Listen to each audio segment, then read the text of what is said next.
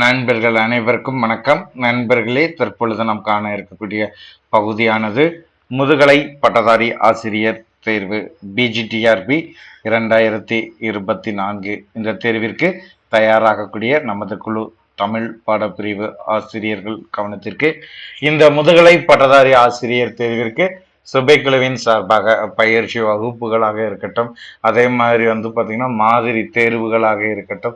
So இது பார்த்தீங்கன்னா தொடர்ச்சியாக நமது குழுவின் சார்பாக உங்களுக்கு உருவாக்கி கொடுத்துட்ருக்கோம். ஸோ இந்த பயிற்சி வகுப்புகள், அதே மாதிரி தேர்வுகள், ஸோ இதை தவிர்த்து விட்டு நம்ம ஸ்டடி மெட்டீரியலானது ப்ரொவைட் பண்ணுறோம். ஸோ இந்த ஸ்டடி மெட்டீரியலானது ஏற்கனவே நம்ம கொடுத்துருக்கக்கூடிய தகவல் அடிப்படையில் ஸ்டடி மெட்டீரியலானது 2 வழிமுறைகளில், முதல் வழிமுறையானது பார்த்தீங்கன்னா உங்களுக்கு மூல புத்தகங்களை அடிப்படையாக வைத்து நம்ம ஏற்கனவே பார்த்தீங்கன்னா கிட்டத்தட்ட 23 மூல புத்தகங்கள் பார்த்தீங்கன்னா நம்ம என்ன செஞ்சுருக்கோம், உங்களுக்கு ரெஃபரன்ஸாக கொடுத்துருக்கோம். ஸோ இந்த புக்கு பிஜிடிஆர்பி ப்ரிப்பரேஷன் பண்ணக்கூடிய ஆசிரியர்களோட கையில் இருக்கக்கூடிய அளவிற்கு ஒரு தகவலாக நம்ம என்ன செஞ்சுருக்கோம், உருவாக்கி கொடுத்துருக்கோம். ஸோ இதை தவிர்த்து விட்டு அடுத்து பார்த்தீங்கன்னா நம்ம என்ன செய்றோம், online question and answer. So இந்த ஒன்லைன் கொஷின் அண்ட் ஆன்சர் பார்த்தீங்கன்னா 11 யூனிட்டுக்கு பார்த்தீங்கன்னா 8 வால்யூமா பார்த்தீங்கன்னா என்ன செய்றோம், தகவல்களை ஃபுல்லாமே இணைத்து நீங்கள் பள்ளி புத்தகத்தில் படிக்க வேண்டிய தகவல், இலக்கிய வரலாறுல படிக்க வேண்டிய தகவல், அதே மாதிரி மூல புத்தகங்களில் படிக்க வேண்டியது ஒன்லைனாக நம்ம என்ன செஞ்சுருக்கோம், கிரியேட் பண்ணி 8 வால்யூமாக உங்களுக்கு ஒன்லைன் நம்ம ப்ரொவைட் பண்ணுறோம். ஸோ இது ரெண்டில் எதுனாலும் சரி, மூல புத்தகம் வைத்திருக்கக்கூடிய ஆசிரியர்கள் ஒன்லைனை யூஸ் பண்ணிக்கலாம். மூல புத்தகம் இல்லாத ஆசிரியர்கள் மூல புத்தகங்களை ரெஃபர் பண்ணுங்க, இனியும் சிறந்ததாக இருக்கும். இதை நமது குழு நண்பர்களுக்காக நம்ம உருவாக்கி கொடுக்குறோம். வாய்ப்பை சிறந்த முறையில் பயன்படுத்திக்கோங்க. ஸோ இது போக நம்மளுடைய பயிற்சி வகுப்பு ஒரு நாள் விட்டு ஒரு நாள் உங்களுக்கு யூனிட் 1ல இருந்து யூனிட் 11 வரைக்கும் நீங்கள் படிக்க வேண்டிய தகவல்களை முழுமையாக தொகுத்து நம்ம என்ன செஞ்சிருவோம், உங்களுக்கு ப்ரொவைட் பண்ணிடுவோம். அதையும் நீங்கள் என்ன செய்யலாம், பயன்படுத்தி கொள்ள வேண்டும். அந்த தகவல் அடிப்படையில் யூனிட் 1ல இன்று நாம் காண இருக்கக்கூடிய பகுதியானது ஆரிய திராவிட மொழிகளின் ஒற்றுமை கூறுகள், வேற்றுமை கூறுகள். ஸோ இது கால்டுவெல் புத்தகத்தில் இருக்கக்கூடிய தகவல். கால்டுவெல்லினுடைய ஆரிய திராவிட மொழிகளின் ஒற்றுமை கூறுகளை நம்ம நினைச்ச போறோம், பார்க்க போறோம். ஸோ முதல்ல பார்த்தீங்கன்னா ஆரிய திராவிட மொழிகளினுடைய ஒற்றுமை கூறுகள். ஸோ கால்டுவெல் கூறக்கூடிய அந்த ஒற்றுமை கூறுகள்ல முதல்ல இருக்கக்கூடியது இருவகை மொழிகளிலும், ஆரிய மொழிகளாக இருக்கட்டும், திராவிட மொழிகளாக இருக்கட்டும், இருவகை மொழிகளிலும் படர்க்கை பெயரிலும் வினையிலும் பால் பாகுபாடு உண்டு. இருவகை மொழிகளிலும் படர்க்கை பெயரிலும் வினையிலும் பால் பாகுபாடு, இது ஒற்றுமை கூறு. கிரேக்கத்தில் நகர உடன்படுமை, தெலுங்கிலும் படர்க்கை ஒன்றன்பால் விகுதி த, பலவின்பால் விகுதி ஆ, லத்தீனிலும் சேய்மை சுட்டு ஆ, அண்மை சுட்டு இ, இது ஃபுல்லாமே இரு மொழிகளிலும் காணப்படக்கூடிய ஒற்றுமை கூறுகள். இறந்த கால இடைநிலை இத்து, பாராசீகத்திலும் இத்து. வினை பகுதியில் முதல் உயிர் நீண்டு தொழிற்பெயர் உன் என்பது ஊன். வினை பகுதியில் முதல் உயிர் நீண்டு தொழிற்பெயர். ஸோ இது ஃபுல்லாமே பார்த்தீங்கன்னா ஆரிய திராவிட மொழிகளில் காணப்படக்கூடிய ஒற்றுமை கூறுகள். வேற்றுமை கூறுகள் என்ன? ஸோ வேற்றுமை கூறுகள் சொல்லி பார்க்கும் பொழுது முதல்ல ஆரியத்தில் பால் பாகுபாடு, ஆண் பெண் அலி, சரிங்களா, ஆரியத்தினுடைய பால் பாகுபாடு ஆண் பெண் அலி. உருபுகள் பெயர் சொற்களிடமிருந்து பிரிக்க முடியாதவாறு இருக்கின்றன. உருபுகளானது பெயர் சொற்களில் இருந்து பிரிக்க முடியாதவாறு உள்ளது. அஃறிணை பெயர்களுடன் பன்மை விகுதிகள் திராவிட மொழிகளில் பெரும்பாலும் சேர்ந்து வழங்குவதில்லை. அஃறிணை பெயர்களுடன் பன்மை விகுதிகள் திராவிட மொழிகள்ல பெரும்பாலும் சேர்ந்து வழங்குவதில்லை. திராவிட மொழிகளில் 4ஆம் வேற்றுமை உருபு.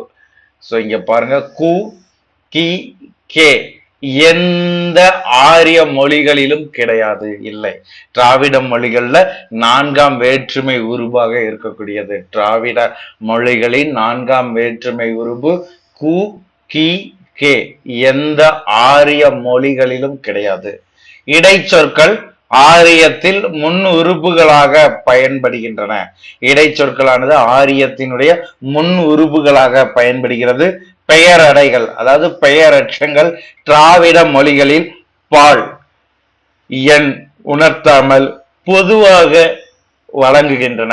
ஆரிய மொழிகளில் பெயரடைகள் பாலும் எண்ணும் உணர்த்துகின்றன. திராவிட மொழிகள் பண்பு பெயரை அடையாக வழங்குவதற்கு உரிய இடத்தில். திராவிட மொழிகள் பண்பு பெயரை அடையாக வழங்குவதற்கு உரிய இடத்தில் உயர் மரம் அதன் பெயரச்ச வடிவை வழங்குகிறது. உயர்ந்த மரம் இம்முறை ஆரிய மொழிகளில் இல்லை. உயர் மரம் என்பது உயர்ந்த மரம் என்று எனது பெயரச்ச வடிவத்தை வழங்குகிறது திராவிட மொழிகள். ஆனால் இந்த முறையானது ஆரிய மொழிகளில் காணப்படுவதில்லை. திராவிடத்தில் செயற்பாட்டு வினைக்கு தனி வடிவம் கிடையாது. ஆரியம் வினைகளுக்கு இடையில் இணைப்பு இடைச்சொற்களை பயன்படுத்த திராவிடம் வினை எச்சங்களை பயன்படுத்துகிறது. சோ இதுல திராவிடத்தில் முன்னிலையார கொள்ளுவது தள்ளுவது உண்டு. அதே மாதிரி திராவிடத்தில் செயற்பாட்டு வினைக்கு தனி வடிவம் கிடையாது.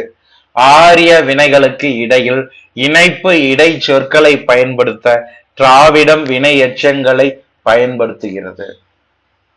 திராவிட மொழிகளில் உடன்பாட்டிற்கும் எதிர்மறைக்கும் வெவ்வேறு வினை வடிவங்கள் உள்ளன. ஆரிய மொழிகளில் இவ்வாறு கிடையாது. திராவிட மொழிகள்ல உடன்பாட்டிற்கும் எதிர்மறைக்கும் வெவ்வேறு வினை வடிவங்கள் இருக்குது. ஆனா பாத்தீங்கன்னா ஆரிய மொழிகளில் இவ்வாறு இல்லை. ஆரிய மொழிகளில் இணைப்பு சரிங்களா. ஆரிய மொழிகளில் இணைப்பு இடப்பெயர் உள்ளது. திராவிட மொழிகளில் அதன் இடத்தில் பெயரச்சமும் வினையால் அணையும் பெயருமே உள்ளன. திராவிடத்தில் தழுவு தொடர் தழுவப்படும் தொடருக்கு முன்னர் வரும். சோ இது ஃபுல்லாமே பாத்தீங்கன்னா வேற்றுமைகளாக இருக்கக்கூடியது. அடுத்து தமிழின் தொன்மை. தமிழினுடைய தொன்மை சொல்லி எடுத்துக்கிற போது குமரி கண்டம் என்று தமிழ் இலக்கியங்களில் இருந்து அறியலாகும் தமிழ்நாட்டினுடைய தென் பகுதி மனித தோற்றத்தின் முதல் இடமாய் இருந்திருக்க வேண்டும். குமரி கண்டம் என்பதுதான் மனிதம் தோற்றத்திற்கான முதல் இடமாக இருந்திருக்க வேண்டும். இந்த குமரி கண்டம் என்பது தமிழ் இலக்கியங்கள்ல கூறப்படக்கூடிய தமிழ்நாட்டின் தென் பகுதி. தமிழ்நாட்டின் தென் பகுதியாக இருக்கக்கூடிய இந்த குமரி கண்டம் தமிழ் இலக்கியங்களில் இருந்து அறியலாகக்கூடிய இந்த பகுதியில் தான் மனித தோற்றத்தின் முதல் இடமாய் இருந்திருக்க வேண்டும். இந்த குமரி கண்டம் என்ற இந்த பகுதியை லெமூரியா என்றும் வழங்குவர். சோ அண்டர்லைன் பண்ணிக்கோங்க. குமரி கண்டத்தினுடைய மற்றொரு பெயர் லெமூரியா என்று அறிவர். அறிஞர் ஸ்காட் எலியட் இழந்த லெமுரியா என்றும் தனது நூலில் லெமுரியா கண்டமே மனித நாகரிகத்தின் தொட்டில் என்று கூறியுள்ளார். பாரதியார் கூட தொன்று நிகழ்ந்த அனைத்தும் உணர்ந்திடு சூழ் கலைவாணர்களுக்கு இவள் என்று பிறந்தவள் என்று உணராத இயல்பினலாம் எங்கள் தாய் என்பார். கல் தோன்றி மண் தோன்றா காலத்தே வாளோடு முன் தோன்றிய மூத்த குடி என்று ஐயனாரிதனார் தமிழின் தொன்மையை பேசுவார். தமிழின் தொன்மையை பேசக்கூடியவர் ஐயனாரிதனார். சோ அறிஞர் ஸ்காட் எலியட் என்பவர் லெமுரியா என்ற கண்டத்தை தன்னுடைய நூலில் கூறுகிறார். எவ்வாறு கூறுகிறார்? லெமுரியா கண்டமே மனித நாகரிகத்தின் தொட்டில் என்று கூறுகிறார். பாரதியாரும் இதை பாத்தீங்கன்னா எடுத்து கூறுகிறார். அவர் கூறக்கூடிய கூற்று என்ன? தொன்று நிகழ்ந்த அனைத்தும் உணர்ந்திடு சூழ் கலைவாணர்களும் இவள் என்று பிறந்தவள் என்று உணராத இயல்பினலாம் எங்கள் தாய் என்பார். சோ இது தமிழினுடைய தொன்மையை கூறக்கூடியது. மதுர மொழி. அனுமன் சீதா பிராட்டியிடம் தூது சென்ற போது மதுரமான மொழியில் பேசினார் என்று வால்மீகி முனிவர் எழுதியிருப்பதை கொண்டு அம்மதுர மொழி தமிழ் மொழியே என்று கூறலாம். தமிழ் மொழியினுடைய சிறப்புகள்ல ஒன்று மதுர மொழி. மதுர மொழி என்பது தமிழ் மொழியினுடைய சிறப்பு. அதை பாத்தீங்கன்னா எப்படி கூறுறாங்க, அனுமன் சீதா பிராட்டியிடம் தூது சென்ற போது மதுரமான மொழியில் பேசினார் என்றும் வால்மீகி முனிவர் எழுதியிருப்பதை கொண்டு அம்மதுர மொழி தமிழ் மொழியே என்று கொள்ளலாம். மகாவித்வான் அதே மாதிரி ராகவ ஐயங்கார் தமது தமிழ் வரலாறு என்ற நூலில் பாத்தீங்கன்னா இதை இணைச்சுறாங்க, எடுத்து கூறுறாங்க. கண்ணுதர் பெருங்கடவுள் கழகமோடு அமர்ந்து பண்ணுதர் தெரிந்து ஆய்ந்த இப்பசுந்தமிழ். சோ இது சங்க தமிழை பற்றி கூறக்கூடியது. இதை கூறியவர் பரஞ்சோதி முனிவர். சங்கம் வைத்து தமிழின் தொன்மையை திருவிளையாடல் புராணத்தில் கூறுகிறார். முச்சங்கங்கள் வைத்து தமிழானது வளர்க்கப்பட்டது. முதல் சங்கம் கடல் கொண்ட தென் மதுரையிலும், இரண்டாவது சங்கம் கபாடபுரத்திலும், மூன்றாவது சங்கம் இன்றைய மதுரையிலும் முச்சங்கங்களானது உருவாக்கப்பட்டு தமிழ் வளர்க்கப்பட்டது என்று கூறப்படுகிறது. கிமு 3ஆம் நூற்றாண்டிற்கும் கிபி 2ஆம் நூற்றாண்டிற்கும் இடைப்பட்ட காலமே சங்க காலம் என்று கூறுபவர் அடைக்கல சுவாமி. அடைக்கல சுவாமி அவர்களுடைய கூற்றுப்படி கிமு 3ஆம் நூற்றாண்டிற்கும் கிபி 2ஆம் நூற்றாண்டிற்கும் இடைப்பட்ட காலம்தான் சங்க காலம் என்று கூறப்படுகிறது. சோ அப்ப சங்கம் உள்ளதற்கான இலக்கிய சான்றுகள் என்ன? தமிழ் கெழுக்கூடல் தன்கோல் வேந்தே புறம் 58, ஓங்கிய சிறப்பின் உயர்ந்த கேள்வி மாங்குடி மருதன் தலைவனாக புறநானூறு 72, தமிழ் வையை தன்னம்புணல், அதே மாதிரி இது பரிபாடல், தமிழ் நிலை பெற்ற தாங்கரு மரபி மதுரை சிறுபானற்று படை கூறக்கூடியது. தொல்லானை நல்லாசிரியர் புனர் கூட்டுண்ட புகழ் சொல் சிறப்பின் நிலத்தரு திருவின் நெடியோன் என்று மதுரை காஞ்சி கூறுகிறது. தென் தமிழ் நன்னாற்று தீதுதீர் மதுரை சிலப்பதிகாரம், தென் தமிழ் மதுரை திருமங்கை ஆழ்வாரின் கூற்று. சங்கமே முகத்தமிழ் சங்கமளி தமிழ், அதே மாதிரி நண்பாட்டு புலவனாய் சங்கம் ஏறி நற்கனக கிளி தருமைக்கு அருளினோன் கான் திருநாவுக்கரசருடைய கூற்று. உயர் மதில் கூடலில் ஆய்ந்த ஓந்தின் தமிழ் மாணிக்க வாசகரின் கூற்று. தலை சங்க புலவனாய் தம்முன் சேக்கிலாரினுடைய பாடல் வரி. சங்க தமிழ் மூன்றும் தா ஔவையாரின் பாடல். மகாபாரதம் தமிழ் படுத்தும் மதுராபுரி சங்கம் வைத்தும் சின்னமனூர் செப்பேடு கூறக்கூடியது. சோ இது ஃபுல்லாமே தமிழ் மொழி வளர்ச்சிக்கு சங்கம் இருந்ததற்கான சான்றுகள், சங்கம் இருந்தது என்பதற்கான இலக்கிய சான்றுகள். இது மிக முக்கியமானது, அண்டர்லைன் பண்ணிக்கோங்க. அப்ப சங்கம் என்பது கிமு 3ஆம் நூற்றாண்டிற்கும் கிபி 2ஆம் நூற்றாண்டிற்கும் இடைப்பட்ட காலம் சங்க காலம் என்று அடைக்கல சாமியினுடைய கூற்றானது கூறப்படுகிறது. முதல் சங்கம் கடல் கொண்ட தென் மதுரையிலும், இரண்டாவது சங்கமானது கபாடபுரத்திலும், 3ஆம் சங்கம் இன்றைய இன்றைய மதுரையிலும் இருந்ததாக கூறப்படுகிறது. சோ அதே மாதிரி சங்க தமிழ்ல கண்ணுதர் பெருங்கடவுள் கழகமோடு அமர்ந்து பண்ணுதர் தெரிந்து ஆய்ந்த இப்பசுந்தமிழ் என்று பரஞ்சோதி முனிவர் எதை பற்றி கூறுகிறார்? சங்கம் வைத்து தமிழின் தொன்மையை திருவிளையாடல் புராணத்தில் கூறுகிறார். சோ இது எல்லாமே பாத்தீங்கன்னா சங்க தமிழ் குறித்த பகுதி. சோ இந்த பாடல் வரி மிக மிக முக்கியமானது. சங்கம் இருந்ததற்கான இலக்கிய சான்றுகள். தமிழ் கெழுக்கூடல் தன்கோல் வேந்தே புறம் 58, ஓங்கிய சிறப்பின் உயர்ந்த கேள்வி மாங்குடி மருதன் தலைவனாக புறநானூறு பாடல் 72, தமிழ் வையை தன்னம்புணல் பரிபாடல் 6, தமிழ் நிலை பெற்ற தாங்கரு மரபின் மதுரை சிறுபானற்று படை, தொல்லானை நல்லாசிரியர் புனர் கூட்டுண்ட புகழ் சொல் சிறப்பின் நிலத்தரு திருவின் நெடியோன் மதுரை காஞ்சி, தென் தமிழ் நன்னாட்டு தீதுதீர் மதுரை சிலப்பதிகாரம், தென் தமிழ் மதுரை திருமங்கை ஆழ்வார், சங்க முகத்தமிழ் சங்கமளி தமிழ் அதே மாதிரி நண்பாட்டு புலவனாய் சங்கமேரி நற்கனக கிளி தருமிக்கு அருளினோன் கான் திருநாவுக்கரசர் உயர் மதில் கூடலில் ஆய்ந்த ஓந்தின் தமிழ் மாணிக்க வாசகர் தலைச்சங்க புலவனாய் தம்முன் சேக்கிலார் சங்கத் தமிழ் மூன்றும் தா ஔவையார் மகாபாரதம் தமிழ் படுத்தும் மதுராபுரி சங்கம் வைத்தும் சின்னமனூர் செப்பேடு.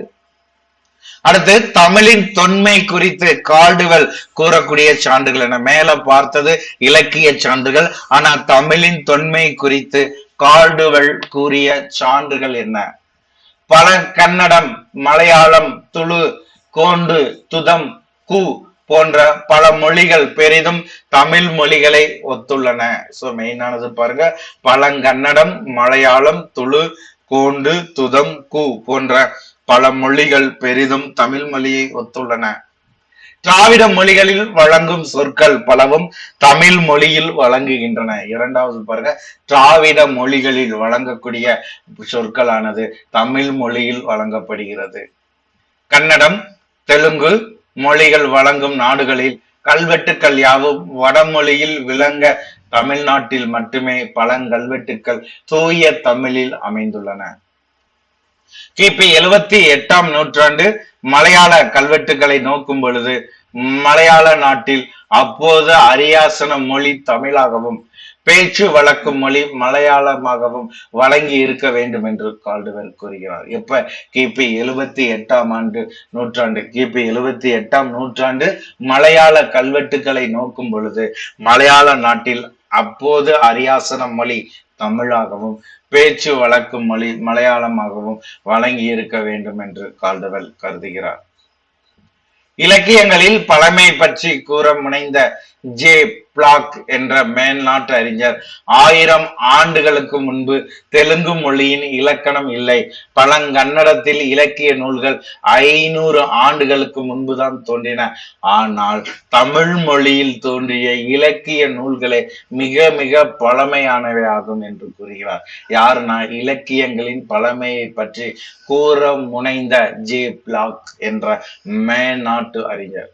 இந்த இலக்கியங்களின் பழமையை பற்றி கூற முனைந்த மேல்நாட்டு அறிஞர் ஜே பிளாக் அவருடைய கூற்று என்னன்னா, 1000 ஆண்டுகளுக்கு முன்பு தெலுங்கு மொழியினுடைய இலக்கணங்கள் கிடையாது, பழங்கன்னடத்தில் இலக்கிய நூல்கள் 500 ஆண்டுகளுக்கு முன்புதான் தோன்றின, ஆனால் தமிழ் மொழியில் தோன்றிய இலக்கிய நூல்களோ மிக மிக பழமையானவையாகும் என்று எடுத்து கூறுகிறார்.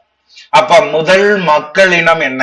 முதல் மக்கள் இனமானது மக்கள் முதலில் தோன்றிய நிலப்பகுதி லெமுரியா.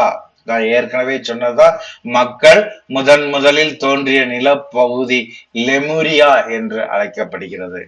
அது இந்திய கடலில் இருந்து அழிந்தது என்றும், அழிந்த பின் மக்கள் பல்வேறு திக்குகளில் சிதறி ஆங்காங்கே குடியேறினர் என்றும், ஐரோப்பாவில் சேர்ந்தவர்கள் ஐரோப்பியர் என்றும், ஆப்பிரிக்காவில் சேர்ந்தவர்கள் ஆப்பிரிக்கர் என்றும், இந்தியாவை சேர்ந்தவர்கள் இந்தியர் என்றும், ஜலா சுமத்ரா வழியாக சீனா முதலிய பகுதிகளுக்கு சென்றவர்கள் மங்கோலியர்கள் என்றும், இவ்வாறு பல்வகை மக்களாக வாழ நேரிட்டது என்று கூறப்படுகிறது. அப்ப மக்களினுடைய முதலில் தோன்றிய நிலப்பகுதி, மக்கள் முதலில் நிலப்பகுதி என்ன தோன்றிய நிலப்பகுதி லெமுரியா கண்டம், லெமுரியா. இது இந்திய கடலில் இருந்து அழிந்தது. இந்த லெமுரியா கண்டமானது இந்திய கடல் பகுதியில் இருந்து அழியப்பட்டது. சோ இவ்வாறு இந்திய கடல் பகுதியில் இருந்து அழிந்த இது மக்கள் பல்வேறு திக்குகளாக அங்கங்கே என்ன செய்றாங்க, சிதறி குடியேறுகிறார்கள். ஐரோப்பாவிற்கு சேர்ந்தவர்கள் ஐரோப்பியர்கள் என்றார், அந்த மக்கள் ஐரோப்பா பகுதிக்கு சென்றார்கள் என்றால் ஐரோப்பியர்கள் என்றும், ஆப்பிரிக்காவில் சென்றார்கள் என்றால் ஆப்பிரிக்கர் என்றும், இந்தியாவை சேர்ந்தவர்கள் இந்தியர் என்றும், ஜாலா சுமத்ரா வழியாக சீனா முதலிய பகுதிகளுக்கு சென்றவர்கள் மங்கோலியர் என்றும் பல்வகை மக்களாக இவர்கள் வாழ நேரிட்டது என்று கூறப்படுகிறது. அந்தந்த நாட்டு தட்ப வெப்ப நிலையாலும் உணவு வகையாலும் நிறமும் உடல் அமைப்பும் வேறுபட மாறியது. சோ இந்த மக்கள் பாத்தீங்கன்னா லெமுரியா கண்டத்துல வாழ்றாங்க. ஆனா லெமுரியா கண்டத்தில் வாழ்ந்தாலும் இந்திய கடலில் இருந்து இது அழிந்ததன் காரணமாக பல்வேறு நாட்டு மக்களாக பிரிகிறாங்க.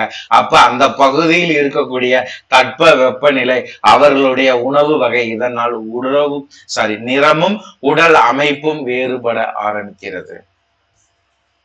லெமுரியா என்ற கூறப்படும் அந்த நிலப்பரப்பே குமரி கண்டம் என்று தமிழ் இலக்கியத்தால் அறியப்படக்கூடிய பகுதியாக இருக்கிறது. லெமுரியா என்று கூறப்படக்கூடிய நிலப்பரப்பு தான் தமிழ் இலக்கியங்களில் குமரி கண்டம் என்று அறியப்படுகிறது. அங்கே குமரி மலை என்ற பெருமலை இருந்தது என்றும் பக்ரி ஆறு என்று ஒரு ஆறானது ஓடியது என்றும் பழந்தமிழ் பாட்டுக்கள் அறிவிக்கின்றன. அப்ப அந்த லெமுரியா குமரி கண்டத்தில் குமரி மலை என்ற பெருமலை இருந்தது என்றும் பக்ரி ஆறு என்று ஆறு ஓடியது என்றும் பழந்தமிழ் பாட்டுக்கள் அறிவிக்கின்றன. அத்தகைய குமரி கண்டத்தில் முதலில் மக்கள் இருந்தனர் என்றும் அவர்கள் பேசிய மொழி முதல்ல குமரி கண்டத்துலதான் மக்கள்கள் இருந்தார்கள் என்றும், சரிங்களா? சோ அவர்கள் பேசிய மொழி உலகத்தின் முதல் மொழி என்று கொண்டால் பழந்தமிழரே முதலில் தோன்றிய மக்கள் என்றும், பழந்தமிழே முதலில் பேசப்பட்டது என்றும், உலகில் ஆங்கிலேயர் முதலான ஐரோப்பியரும் மற்ற இனத்தவர்களும் பழந்தமிழரின் வழி தோன்றியர்களே என்றும், மொகஞ்சதாரோவில் வளர்ந்த பழந்தமிழ் நாகரிகமே மத்திய தரைக்கடலை அடுத்த பகுதியில் எகிப்து நாகரிகம், பாபிலோனியா நாகரிக, போனிசிய நாகரிகம், கிரேக்க நாகரிகம் முதலியவை வளர காரணமாக இருந்ததும் என்று கருத இடம் உள்ளது. அப்ப முதல் மக்களினம் எதுக்க தோன்றியதுன்னா குமரி கண்டத்தில். சோ அந்த குமரி கண்டத்தில் வாழ்ந்த மக்கள் தான் முதல் மக்கள். சோ அவர்கள் பேசிய மொழி எடுத்துக்கொண்டால் தமிழ் மொழி. அவர்கள் பேசிய முதல் மொழி பழந்தமிழ் மொழி என்று கூறப்படுகிறது. அப்ப உலகில் பல்வேறு மக்களாக, ஐரோப்பியர்களாக, மற்ற இனத்தவர்களாக இருக்கக்கூடியவர்கள் யாரு? அந்த குமரி கண்டத்தில் வாழ்ந்த தமிழ் வழி பழந்தமிழர்களின் வழி தோன்றர்கள் என்று கூறப்படுகிறது. மொகஞ்சதாரோவில் வளர்ந்த பழந்தமிழர் நாகரிகம் தான் மத்திய தரைக்கடலை அடுத்த பகுதிகளில் எகிப்து நாகரிகம், பாபிலோனிய நாகரிக, போனிசிய நாகரிகம், கிரேக்க நாகரிகம் முதலியவை வளர காரணமாக இருந்ததும் என்று கருத இடம் உள்ளது. அப்ப கல்வியும் திறனும் மிக்க எழுத்தாளர் ஒருவர் எண்ணுவதற்கும் பேசுவதற்கும் எந்த ஐரோப்பிய மொழியையும் விட தமிழ் மொழி சிறந்தது என்று கூறுவது உள்ளது. பகுளி ஆற்றுடன் பன்மலை அருகத்து குமரி கோடும் கொடுங்கடல் கொள்ள என்று கூறக்கூடியது சிலம்பு இதனுடைய சிறப்பை கூறுகிறது. அடுத்து திராவிடம். வடமொழியில் வால்மீகி ராமாயணத்திலும் மறுநூலிலும் பாரதத்திலும் பாகவதத்திலும் திராவிடர் என்னும் சொல் வழக்கில் உள்ளது. அப்ப திராவிடம் என்ற சொல் வழக்கில் உள்ளது எங்கு? வடமொழியில் வால்மீகி ராமாயணம், மறுநூலாக இருக்கக்கூடிய பாரதத்திலும் பாகவதத்திலும் திராவிடம் என்ற சொல் வழக்கில் உள்ளது. கிபி 8ஆம் நூற்றாண்டில் குமரிலப்பட்டர், சோ மெயினானது அண்டர்லைன் பண்ணிக்கோங்க. கிபி 8ஆம் நூற்றாண்டில் குமரிலப்பட்டர் ஆந்திர திராவிடப்பா என்ற தொடரில் ஆந்திர தெலுங்கை குறிக்க, திராவிடம் தமிழை குறிக்கிறது. சோ அப்ப கிபி 8ஆம் நூற்றாண்டில் குமரிலப்பட்டர் சொல்லக்கூடிய ஒரு தொடரானது ஆந்திர திராவிடப்பா. சோ இதுல ஆந்திர என்பது ஆந்திர தெலுங்கையும் பாத்தீங்கன்னா திராவிடம் என்பது தமிழையும் குறிக்க பயன்படுத்தினார் என்று கூறப்படுகிறது. தமிழ் என்ற நேரான வட சொல் திராவிடம் என்பதை கால்டுவெல்லும் எடுத்து காட்டியுள்ளார். தமிழ் என்று தமிழுக்கு நேரான வட சொல் திராவிடம் என்று கால்டுவெல் நினைச்சாரை எடுத்து கூறுகிறார். திராவிடம், திரவிடம், திறமிடம், திறமினல், திரமிழோ, தமிழோ, தமிழ் என்று கால்டுவெல்லின் கூற்றானது அமைகிறது. ரோம நிலப்படங்களில் தமிரிசி என்ற பெயரும், இவான் சுவாங் எழுதிய குறிப்பில் சிமோலோ என்ற பெயரும் உள்ளது.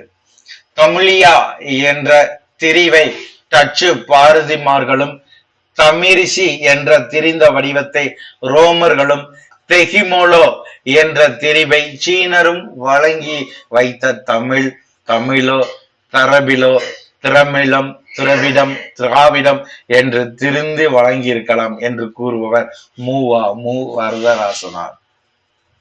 சோ இதனுடைய பழம்பெருமை என்று பார்க்கும் பொழுது, பழம்பெருமை வடமொழியின் முதல் காவியமாகிய வால்மீகி ராமாயணத்தில் தமிழர் பாராட்ட பெற்றுள்ளனர்.